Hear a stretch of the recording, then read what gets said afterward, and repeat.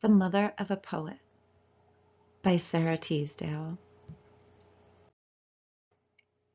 She is too kind, I think, for mortal things, too gentle for the gusty ways of earth. God gave to her a shy and silver mirth, and made her soul as clear and softly singing as an orchard springs and sheltered hollows all the sunny year. A spring that through the leaning grass looks up and holds all heaven in its clarid cup, mirror to holy meadows high and blue with stars like drops of dew. I love to think that never tears at night have made her eyes less bright, that all her girlhood through never a cry of love made over tense her voice's innocence, that in her hands have lain flowers beaten by the rain, and little birds before they learned to sing drowned in the sudden ecstasy of spring.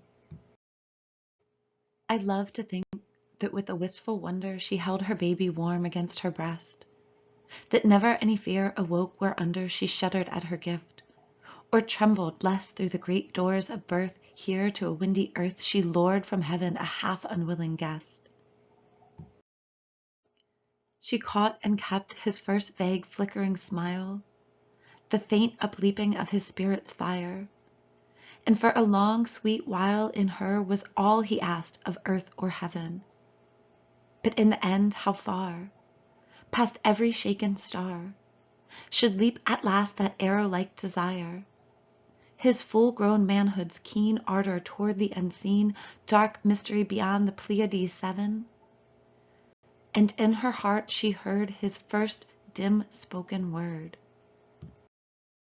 She only of them all could understand, fleshing to feel at last the silence overpast, thrilling as though her hand had touched God's hand. But in the end, how many words winged on a flight she could not follow, farther than skyward lark or swallow. His lips should free to land she never knew, braver than white seafaring birds with a fearless melody, flying over a shining sea, a star-white song between the blue and blue. Oh, I have seen a lake as clear and fair as it were molten air, lifting a lily upward to the sun. How should the water know the glowing heart that ever to the heaven lifts its fire, a golden and unchangeable desire? The water only knows the faint and rosy glows of under petals, opening apart. Yet in the soul of earth, deep in the primal ground, its searching roots are wound, and centuries have struggled toward its birth. So, in the man who sings, all of the voiceless horde from the cold dawn of things have their reward, all in whose pulses ran blood that is his at last, from the first stooping man far in the winnowed past.